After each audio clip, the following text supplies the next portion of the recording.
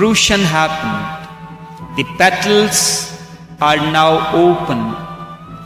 Fragrance is there and it begins to merge with the infinite environment. Naturally, seed implies desire. Desire to grow. Desire to blossom. Desire to attain fruition. Desire to reach the ultimate.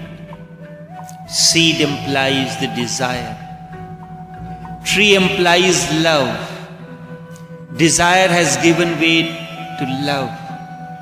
And finally comes the flower.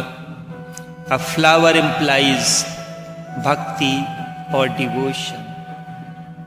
The three stages, the desire, the love, and bhakti or devotion. This is how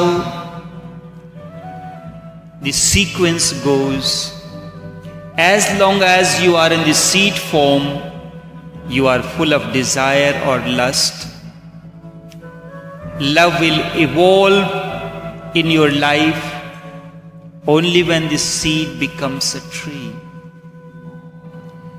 Until the desire outgrows its present form, love is never born. Until seed gives way, decomposes, the tree cannot come into existence. Only then nectar of love will ooze in your barren life. The seed of desire has to burst forth. The desire to be this, to be that, but it has to continue. Only then the desire can give place to love. To attain to fruition is the ultimate happening. This is the highest mountain peak. Try to understand certain things. Only then you will be able to understand these sutras of sage Narad. You are body. Not only that, you are mind as well. And also, you are something beyond these two, the body and the mind as well. You are not aware of this. You are not aware of that which is beyond body and mind. Body is gross. To know the gross, no intelligence is needed. To know body, no meditation is needed. As compared to body, meditation is relatively subtle. Yet still you can get slight glimpse of the mind as well. It is so because mind comes between the gross and the subtle. Mind is connected both to the body and the soul as well. From the side of the body, you do sometimes get the glimpse of the mind. While remaining at the gross level, sometimes you do get the glimpse of the mind, which is deeper and more subtle than the body. But you never get a glimpse of the soul. To you, soul appears to be an empty word that has no meaning. When you hear the word soul, no ripples arise in you. When you hear the word soul, no ripples arise in you. This word creates restlessness in you instead. There is no experience, there is no understanding. Then whenever the word soul is mentioned, restlessness is bound to happen. Lust or passion is associated with the body in the form of desire.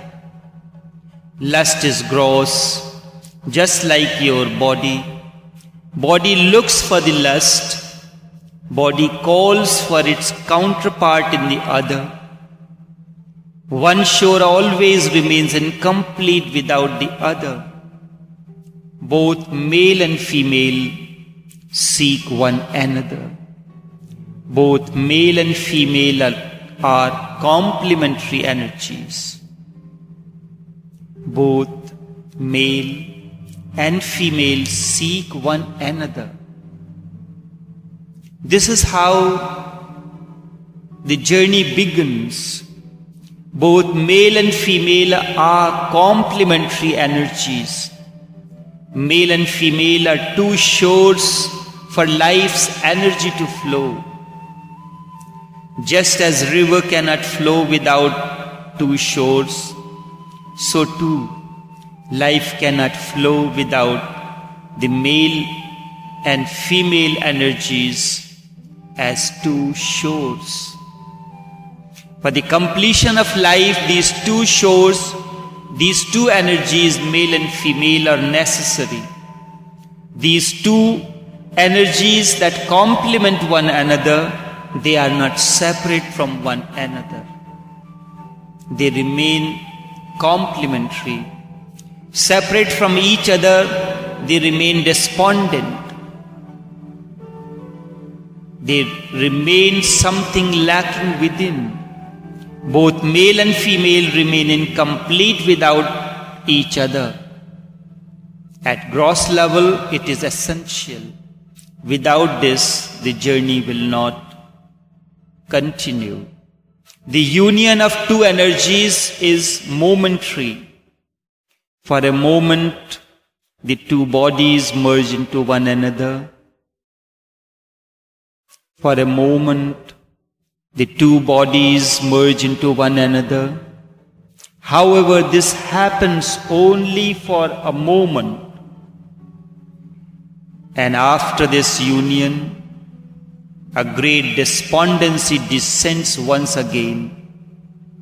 This separation after the dissolution is painful.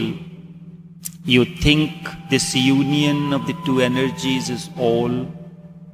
This physical union brings separation and pain afterwards. Certainly the union of the body is a momentary happening. That which is gross cannot merge with another gross. Body is gross. Two bodies cannot merge into one another. Really gross cannot merge with gross or meat. Gross has its limitations. If you try to unite two blocks of ice,